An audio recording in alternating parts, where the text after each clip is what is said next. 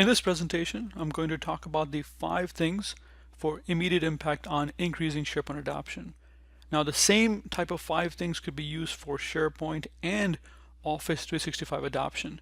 These things come from true stories and successes, as well as failures related to the user training and adoption that I've had in the past in my career. There's also downloadable artifacts that I'll show over here that you can download right away and use. Feel free to use it as much as you want, wherever you want. Also, tips on specific programs and initiatives that have worked for me and for our clients and all in the past. So let's get started. Here's some information about me, just a quick snapshot of who I am. My name is Asif Rehmani. I'm the founder and CEO of VisualSP, and at VisualSP we're very focused on providing contextual help to users at the moment of need when they need it most. I'm not going to go dive into this right now, but that's who I am. Let me get started. Alright, I look at the jumbo problem that we're trying to solve in the industry, in our community, I would say, is the following. Imagine you have this beautiful looking plane, right? Lots of capacity. You've spent a lot of time furnishing it inside and outside. So much work has gone into it, but there's a problem. I mean, what's wrong with these pictures that you look at over here? You have all this investment that has gone into it, but where are the passengers? Where are the actual people that you have built it for? Doesn't matter how much money, how much time you spend on the initiatives, in this case of course SharePoint or Office 365 initiatives, there has to be people using it. Otherwise, what's the point? And this is a lesson that I've learned a long time ago. You have to start with the users. You can't start the other way around thinking what's beautiful, what's going to look nice. You have to start with the users. In fact, I look at this following quote that I'm about to show as a guiding principle for myself, that it's okay to make new mistakes, but if you are making the same mistakes over and over again, then it's the result, it's a definition almost of insanity, right? What's the point of doing the exact same thing that you did in the last rollout of when you were making the grand launch, or when you were just launching a new program internally in your environment and that failed?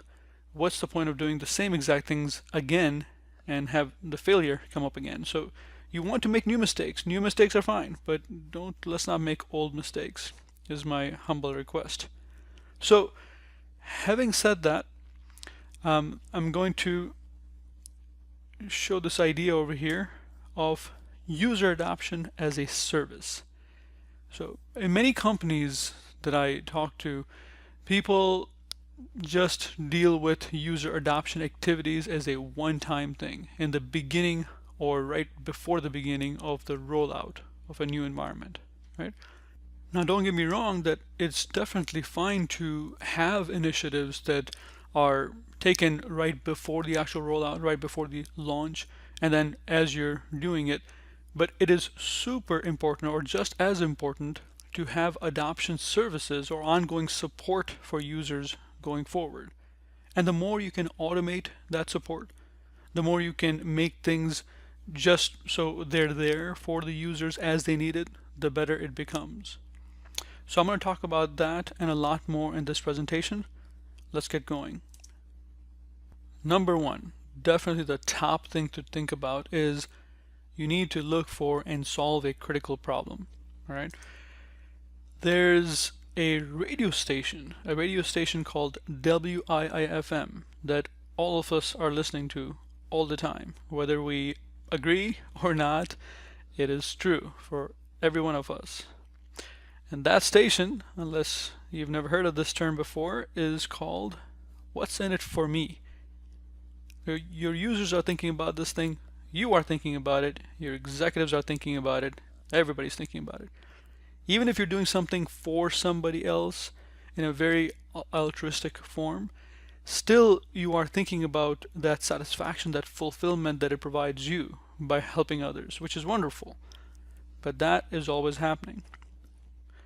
And the reason I put this up, obviously, is because we need to understand and tune into that radio station of our users or the people that we're trying to help. If you tune into it with the same frequency, you're going to know what they're listening to and you're going to be able to help them. If you got your own thing going on and you're not able to truly understand what they're thinking and what their motives are, that's a recipe for failure, unfortunately.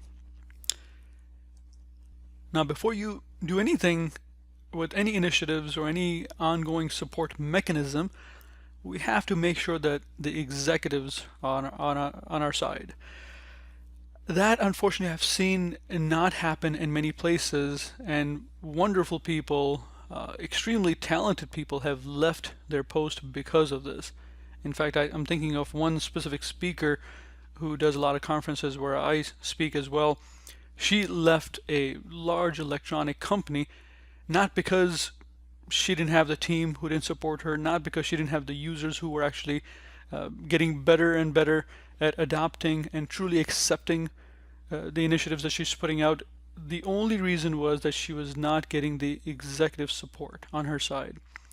Truly a big loss for that company. But after she tried for many years, unfortunately, it was still not working out and she had to leave the company.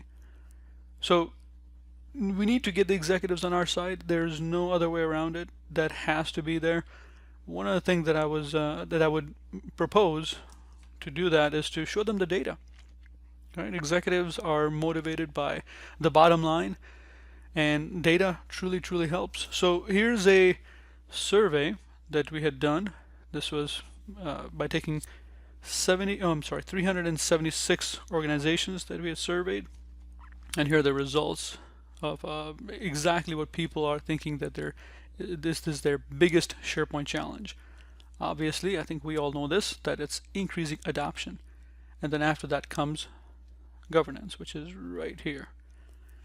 So if you go to this link right here, you can download the results, and hopefully this helps you make the case for it to your executives. Moving onwards, let me share a story with you. Now, this story happened back in around 2010, so we're talking about SharePoint 2010 was just deployed at that time. We as a company were sent to Tennessee. We were asked by this customer to come and evaluate their current systems, their current processes, see if they're effective or not, and propose what we can do about that, right? So in Tennessee, we get there, we realize that there's actually two different buildings. You got a building here, and you got a building over here. Now this building or this organization was funded fully by Department of Defense. So money was not truly an issue in this case. They had the money to pay for the services, and they also had the products. They in fact had all the products that under the Microsoft umbrella, especially with SharePoint, Excel services, all that kind of stuff. They had everything at that time.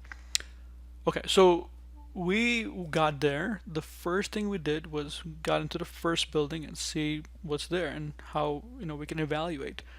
So we got to this first building. First thing we realized right away is that this building number one over here had all the basically doers in here. So it had the project managers, the developers, the architects, the secretaries, etc. Number two over here had the executives branch, and then some other functions, HR, things like that. Okay, and they were set apart about half a block away from each other.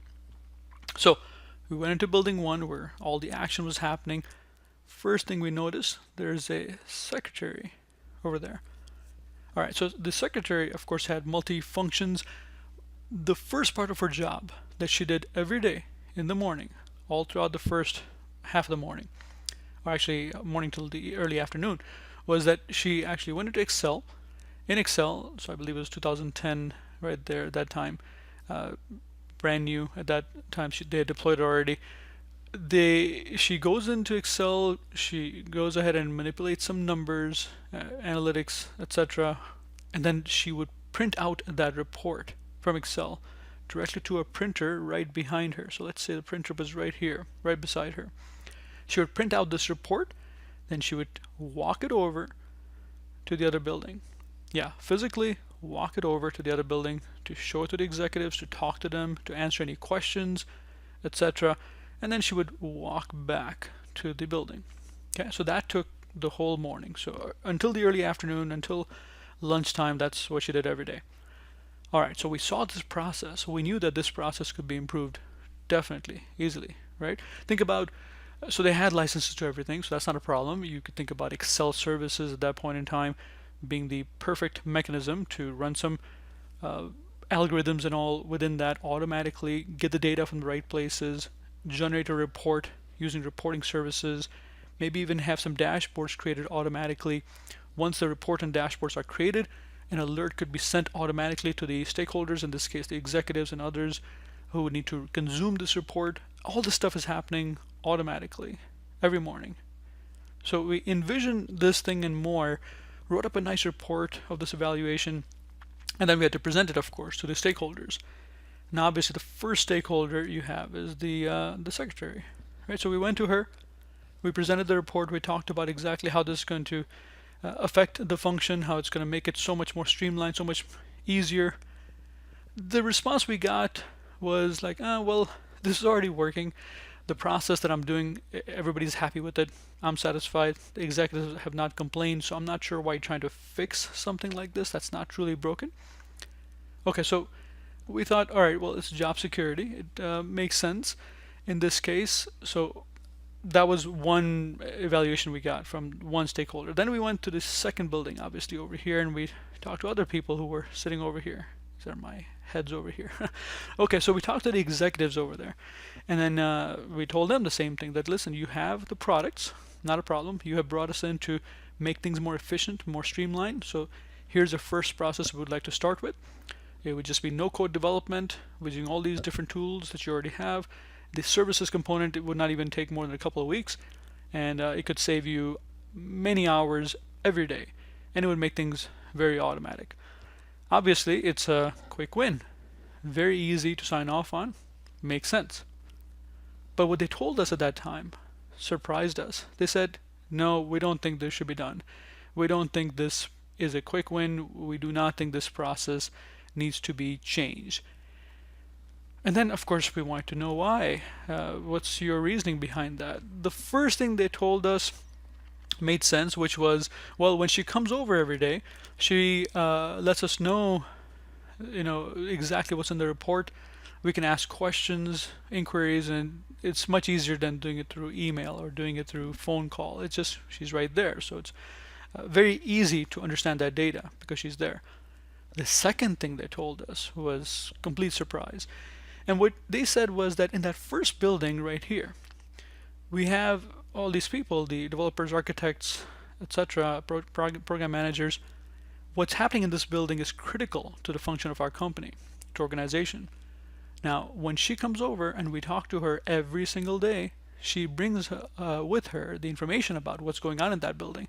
The more subjective type of information, for example, how's the morale, how are things going, and that kind of information we do not get when we're walking over ourselves and we're in that building. It's just a very different dynamic when we're there. So that information is, it is irreplaceable. Can you generate that with your automatic reports? Of course, the answer was no, we can't do that. So because of that, they killed that project, basically that specific initiative, and we had to start over and look at other things to improve, because this was not a pain point for them. Had we gone ahead and changed it and made this happen, guess what? Nobody would have used it. So a lesson learned definitely for us, that this was something that was not a pain point. This was not something that anybody was going to use, and we had to truly find the pain point, the true pain point that people, that it would help. So hopefully you got something out of this story as well. Craigslist. Most of us know Craigslist, especially United States, very, very popular.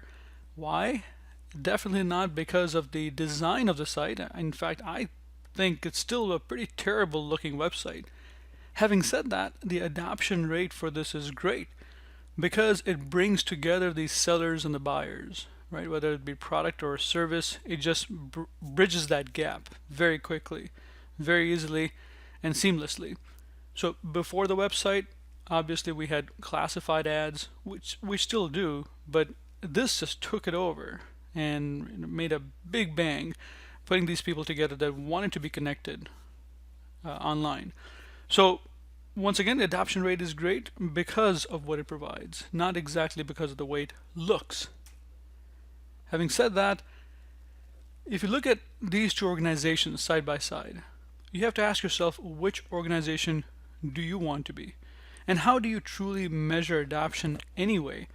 Do you just onboard people and just call it a day? Call it a day? Meaning, you say, all right, well, we got people online, we got them connected to these services within SharePoint, within Office 365, and after that, everything will get taken care of it by itself. That doesn't usually happen, right? As you can see, the exchange rate, which is email, of course, goes up, but other services like Skype for Business or Teams now and SharePoint and other services, they kind of lag behind, especially because people have not found the business outcome that they're looking for. Now, obviously, there's a very, very easy way to quote unquote boost your adoption to be 100%. You can make the home page for everybody the SharePoint page or one of the Office 365 applications page, but you don't want to really do that, do you? You don't want people to just come to your sites, to your pages that you want them to come without finding a true business outcome that they're looking for. A true adoption is always, always based on business outcomes. What are they trying to achieve? How can you help them what they're trying to achieve? That is the only way to get people to where you want them to get to, is to provide them the information they need. And then after that, you can provide them the information you want them to see. But first, we have to always think about what's in it for them. Here are some examples of real challenges from the field. I am going to mention these, especially because these are good examples of how you can make quick solutions, quick wins, and these really, really work out well in the real world. And many of these, in fact most of these, you can do without any coding whatsoever to get some quick wins. So for example, onboarding salespeople to get revenue in their door quickly. For organizations that depend on salespeople for their revenue specifically, they need to onboard salespeople quickly. So for that, if that could happen within the Office 365 and SharePoint applications, then obviously they will appreciate that. The second one applies to everybody. Expense reimbursement after you go to an event, conference, whatever, you want to get paid quickly. If this is not optimal right now, can you figure out a way to make this optimal using SharePoint or something similar to that? Providing one place for a person to see all of their assigned tasks. This is still a big problem right now. You have Outlook tasks, to-do tasks, personal tasks, maybe you have tasks in Project, Planner, Trello, Asana. There's so many different places. If you could consolidate all these things together using some no-code technologies, people would love that. And it's definitely possible using SharePoint and Office 365. Easily filterable list of authorized vendors, resellers of your company. So I've seen this as well. Being able to just easily collaborate and get information for outside parties really helps. Not easy to do for many companies right now. Organization of companies' trade show booth. Our company also and many other companies have trade show presence. So how do you make that efficient, the whole process from first gathering everything together to actually being at the show, and then follow-ups and doing it all in a hopefully pseudo-automated manner? Makes it much, much nicer to organize. And this last one is something that I saw actually at Sony Corporation, where they just put a web part of how to find the nearest printer right on their homepage on the top right. You just go there and automatically you can connect to the nearest printer and print to it, which was a big quick win for them to get people to their homepage. Let me tell you a quick story here of something very personal, something that happened with my dad. So my dad had a flip phone, so to say, for the longest time, and I could not get him to realize the value of a smartphone. Now this is many years ago, and now he uses the iPhone all the time. However, how did he get on that when he was so resistant to technology, so averse to it, saying I don't need it, I need to make phone calls, I need to do messages, and I got this in my phone. that I have right now, Asif, so why do I need a smartphone? Here's what happened. We have a pretty big family, right? Now, because of that big family, we want to be connected with each other also. So his family, his brothers and sisters, and then their kids, and us, we all want to be connected online. So some years, actually many years back now, one of our cousins actually made a WhatsApp group. And in that WhatsApp group went everybody in the family. Anybody and everybody who had WhatsApp, which is almost everybody, excluding him, went into the WhatsApp group. And then the collaboration started like crazy. Everybody was talking to each other in real time, very, very quickly, very easily. And now you're talking about people who are in the extended family from around the world doing this thing. Who was left out? You guessed it, my dad. Of course, he didn't want to be left out. Every time he saw somebody collaborating and talking to each other through WhatsApp, he felt that need that, oh man, I am being left out from this conversation. So obviously, what happened? Because of that one application, that one app, WhatsApp, on the phone, he adopted the smartphone, started with the iPhone. And once he started with WhatsApp and started seeing the power of all the other things that he had on the phone, the adoption went from just that one app to other apps to more and more apps. And now he's almost, I wouldn't call him a super user, but he uses the phone a lot for many different applications. And that's from somebody who was pretty averse to going to a smartphone to begin with. Now, we've been talking about solving this pain point for users, right? Looking for and solving that pain point. Also remember that when you're solving that pain point for users, you want the solution to be built in days or weeks, not months or years. And the reason for that is you want to give them the feeling of delight. You want to give them a quick win, which is truly quick and doesn't get drawn out for a long time where the excitement dies away. And that's the formula for truly creating believers and champions and evangelists in your company. Which brings me to the next point. Identify and support champions and evangelists in each department. That's tip number 2. Now, why do you need champions to begin with? Obviously, there's only one of you, or there's maybe just a few of you, and you have your central place that, of course, you need to provide help maybe to potentially from dozens to tens of thousands of people, depending on the company size. This type of support, this type of training and support, whatever you want to call it, it doesn't always work nicely from the central location. You want it to be decentralized. In fact, you want the ownership and accountability across departments. So then locally for each department, team, region, you have these what I would call SharePoint guys and SharePoint gals who are truly the power users, the citizen developers, the champions, the evangelists, whatever you want to call them, and they're the ones who are helping you spread your message, who are the ones that are champions that can help create and sustain excitement in the business units. Right? All business units need to have the buy-in to the goals of the company and to the goal of the initiatives for SharePoint and for other Office 365 applications if you're in that realm already in the cloud. Now the next question comes, obviously, why would somebody want to be a champion?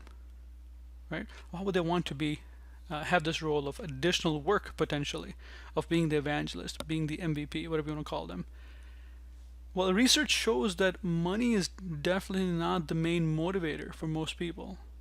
I'll say it again, money is not the main motivator for most people. There are other things that people value a lot more. They might not say that in surveys and all, but there's definitely a lot more things which are less tangible, if you think about it, but they matter a lot more. For example, increased visibility to senior management. That helps a lot, actually. Also having a say in the direction of the technology for their team. Also helping define and shape business policies. These kind of things go a long way in motivating people and getting them, once you give them this title, to get them to act on your behalf. Obviously, there's got to be something in it for them.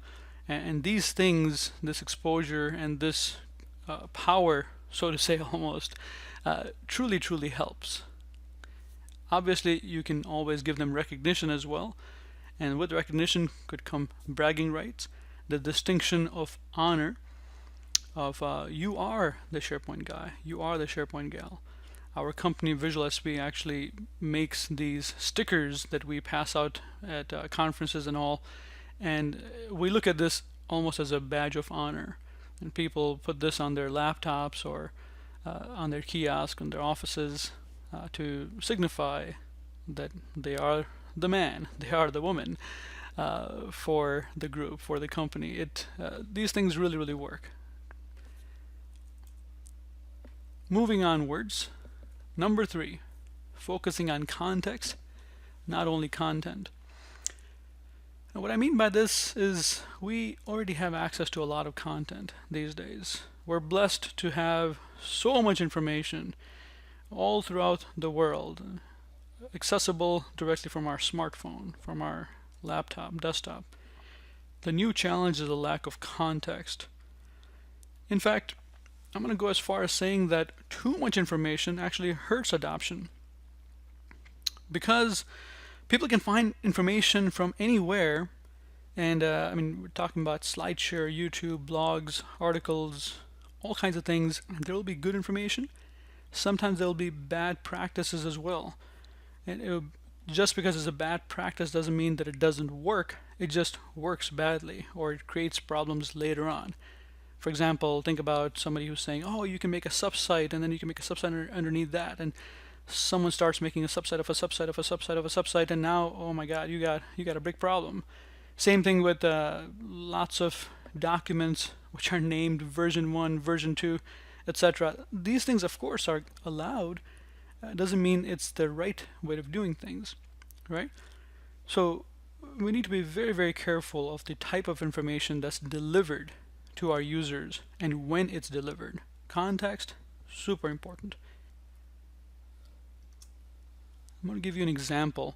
This is something that happened many years ago with me personally, and hopefully this story helps put things in context as to why the best information, the best practices is so important. So there was this experienced trainer. She had training experience for more than 30 years. Okay, extremely experienced trainer, but without any experience with SharePoint. Now, this was back in the 2007, 2008 kind of days, if I remember correctly. So quite some time back. But at that time, obviously SharePoint was on the rise. There was a lot of talk about why use it, what to do with it. She wanted to learn it. She found me in Chicago and asked me that, would you meet with me for an hour at Panera Bread to just go over a few things that I'm planning? Because you've been a SharePoint trainer and consultant for so long, your information, your knowledge would help me. And I was willing to help. So I did meet her at Panera Bread just for an hour. Let's get together and I can definitely help answer questions and help if I can. When we got together, the first thing, I mean, she was extremely motivated. So we got together just after the quick pleasantries. She opened up her laptop and showed me exactly what she has done and what she is about to roll out tomorrow. Yes, tomorrow. So she was on the fast track to get this done. Okay, so here's what I saw. There was central administration is what she showed me first. Central administration, obviously in SharePoint, is the main thing on premises where you can configure all the different services and servers, etc. Fine, great. She had done a good job setting this up. Then she showed me a site collection. All right, but those of you listening to this who have been in the SharePoint industry for a long time, in this space for a long time, will appreciate what I'm about to say. She showed me a site collection which was created right underneath the SharePoint Central Administration web application. Okay, so a site collection which was created directly underneath SharePoint Central Administration, and that's where she was going to go ahead and invite all of her colleagues from different departments to start collaborating there. Now, at that point in time, honestly, I did not even know this was possible to do, and I was thinking, wow, this is pretty dangerous. That means You could actually make a site collection, make sites to have directly underneath central administration to facilitate collaboration. Obviously, you don't want to do that, but this was possible to do. It was a bad practice. I informed her, here's why you would not want to do it. You want to make a new web application and do everything over there. But if we had not talked, there would have been people in central administration doing whatever they wanted to do, because they would have had access at least to that site collection within their web application. Anyway, I don't want to go into too much of the technicalities. Main thing to remember over here is that this was definitely possible. This was done by an experienced trainer who just did not know SharePoint. Very, very possible for folks to find new ways of doing things online and just do them instead of realizing the impact of it. So hopefully this helps a bit. Now, I have some news for you. If you want people to do things the right way, if you want them to know exactly what needs to be done when, there's a quick solution for it. All right? And if you have the technology to make this happen, then you can do that. Here it is. Just pouring the knowledge directly into their head. Now, nothing that I'm aware of can do this yet, unfortunately. So because we can't do that, because we can't just let people understand exactly what's in our head, I'm going to tell you about the second best way that you can make this happen. So here's the second best way. Deliver just-in-time help to users. Just-in-time, the concept itself is not new. Just-in-time or performance support basically says, how can I help a user get their job done? Right? We're not talking about training. We're just talking about how can we help people just in time with just enough help to get their job done. You don't want people, obviously, to find ways of doing things that are not correct or they're not good practices. So you want to be careful about that, what they find on the internet. And many end users are not truly motivated to look elsewhere. They might go ahead and look on Google or Bing or whatever their favorite search engine is to find information, but they'll, most often than not, they will actually call somebody or email or ask a colleague nearby about some issues that they're having. And if they don't find the help they need, they'll move on, or they'll just give it to somebody else to do, or just ignore it completely. You don't want that to happen. At the same time, you don't want to overwhelm your users either with too much information, as we talked about. You want to give them just enough information to get their job done, to get from point A to point B, right? So how do you do that? How do you give them just the information they need at the moment of need? Let's talk a bit about that. Here's one way of doing so. So you could have quick tip sheets or quick reference cards like these, and you can put them right on their desk. If they have it physically on their desk, or at least if they have it electronically, they can display on a different monitor, or maybe the same monitor, informing them exactly what everything is on the page that they're looking at. So for example, the top one is SharePoint site, and this bottom one over here is the new modern experience, the new document library. And there's many other quick reference sheets like that. These kind of things are truly helpful. It's right there as they need it. They can understand what it is and go from there. So you'll find these and more at this link. Feel free to copy this link and go to it, and hopefully this helps. Another way of doing this is by providing them actual recommendations and best practices as they're doing their tasks. So I'm going to give credit where credit is deserved. This was provided to me compliments of user adoption expert Susan Handley. So Susan is a world-renowned expert in user adoption, governance, and all things related. She mentioned this to me actually many years ago, and she was right that if you have governance information, if you have best practices at the moment of need, you know, in this case, for example, directly at a library, in this case, articles and publications, this helps the users make the right choices because the information is right there. So for example, here you have the file name recommendation, best practices of assigning metadata. They click on it, and a pop-up comes up and tells them exactly how to do certain things, or what not to do. So it's right there within the document library, not somewhere else that they have to go find. It's right there. Okay, so that's definitely another way of making it more contextual in nature. Here's one more way of doing this. So in this case, this is the VisualSP online help system. This VisualSP online help system provides, in this case, a guided walkthrough of, well, in this particular case, a SharePoint site, and also, where needed, provides videos and other type of content, familiarizing users with the exact interface elements, right? Exact elements on the page. So that's another way of getting the system like a VisualSP online help system, a contextual help system, to help your users. Let's talk about number 4. Peer-to-peer learning. Social learning is truly key in today's world. People learn from each other, learn from their experiences, right? But first, let's talk about traditional end user training.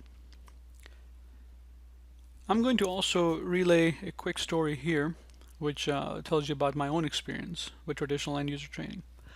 So I've personally been doing training, or providing training to all sorts of people for a very long time. First, I started with developer training back in the day, C#. And then after that, it was developer in SharePoint, developers in SharePoint, then administrators in SharePoint, then power users.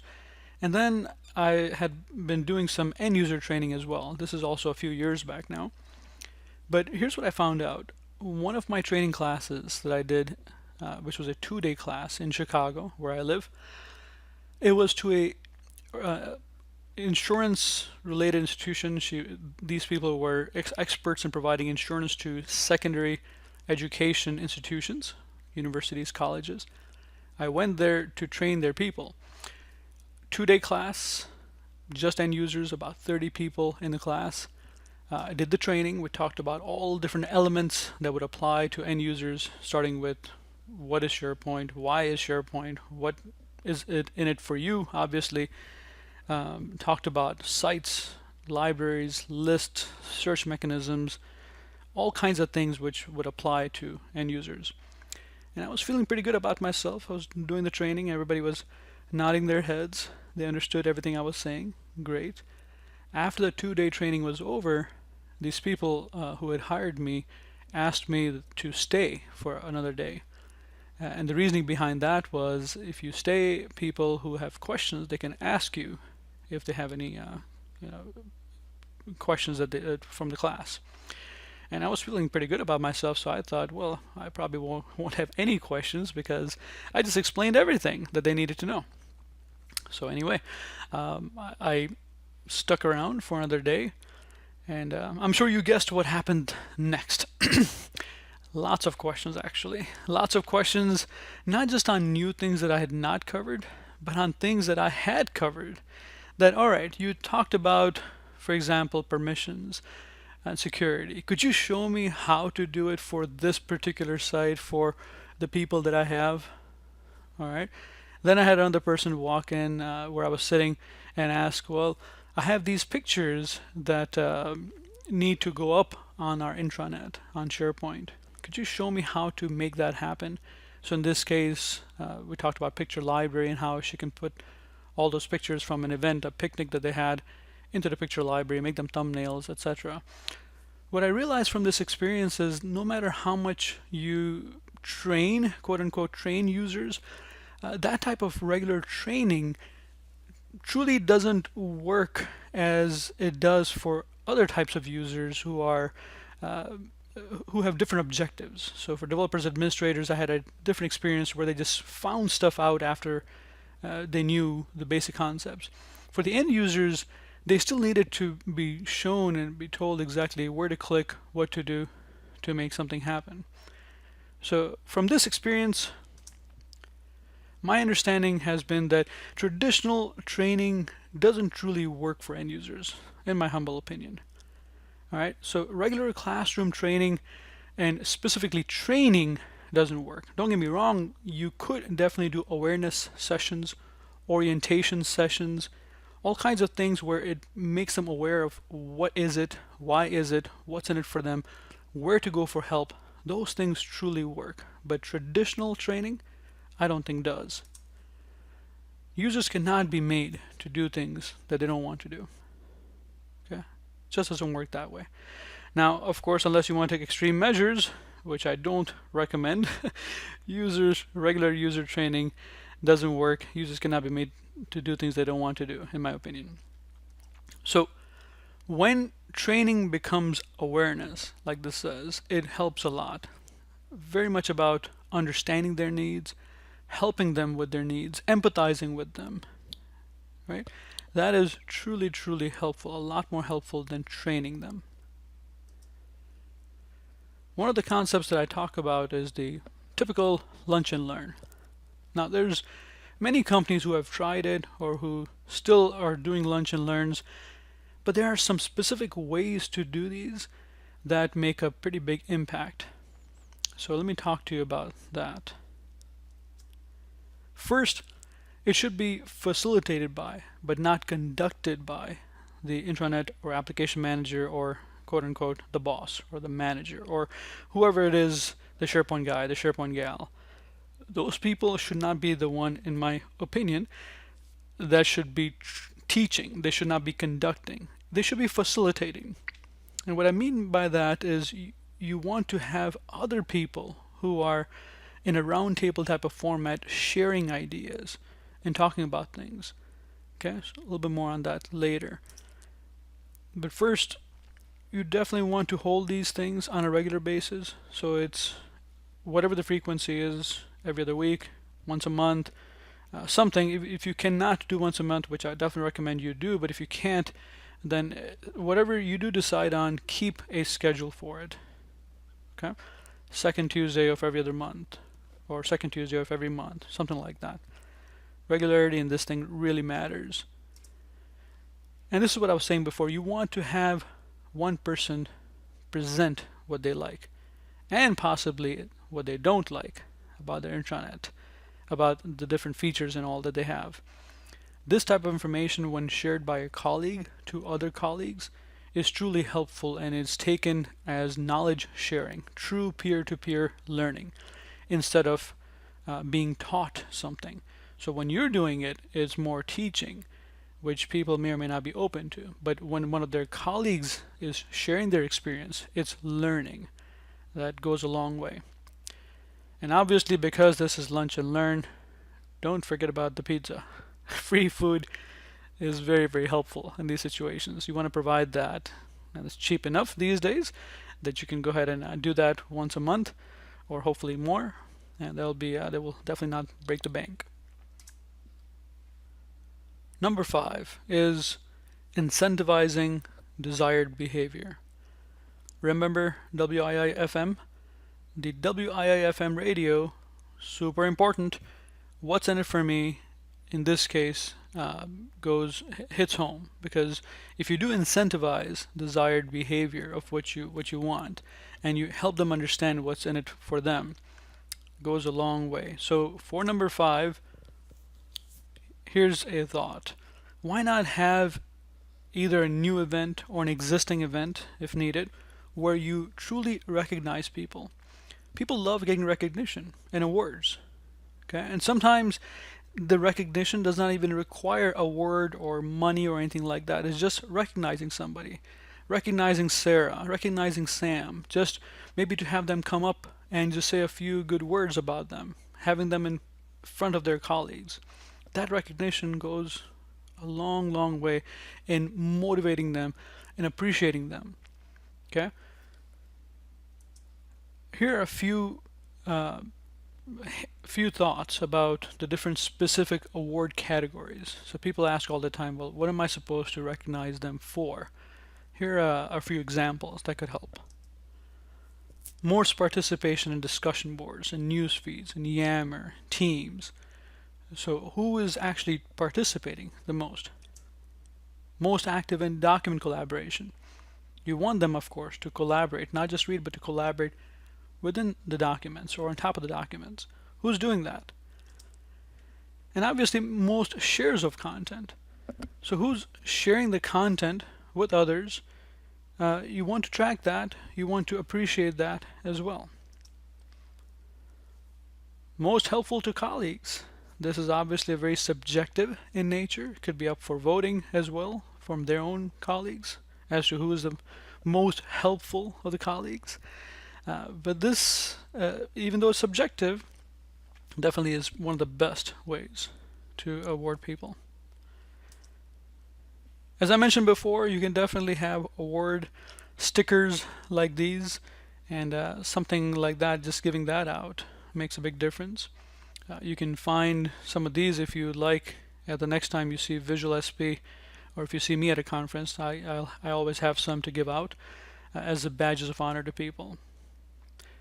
Now, how do you quantify all the different things that I've been talking about over here? Adoption, quantification of adoption. Here's my thought on that. So we have made a adoption checklist, which you can get using this link. And this adoption checklist goes over all the different things that your team and other teams around the world have already been doing. So for example, how do you make a communication plan, so governance plan, training plan? What kind of branding do you need or not need? What's your support plan? All these kinds of things are nicely placed over here in checkboxes, as you can see. So go ahead and download that, and that could help you, in my opinion, help you quite a bit. Let's summarize here the 5 things we talked about: solving a critical problem, developing champions, focus on context instead of just content, and offer frequent peer-to-peer learning events. Lastly, incentives and awards. So these 5 things, if done properly, are definitely going to help you move the needle on your adoption initiatives, and just making it easier and better for your users to trust you, to trust the team, trust the application, and have that empathy. You having empathy for them, and them also having empathy for you as to how hard your job is and what you're trying to accomplish. And with that will come better adoption, truly better usage of the right data at the right time. Hopefully all this information was useful to you. You can always download my presentations at visualsp.link/Asif conference. All my presentations are available there. If you see us at a conference, come visit us. Talk to me as well. I would love to understand, hear your thoughts. If this presentation, this helped you at all, let me know. Below is my contact information also if you'd like to reach out to talk about anything. And I hope this was helpful. So thanks for being here, and best wishes on your SharePoint initiatives.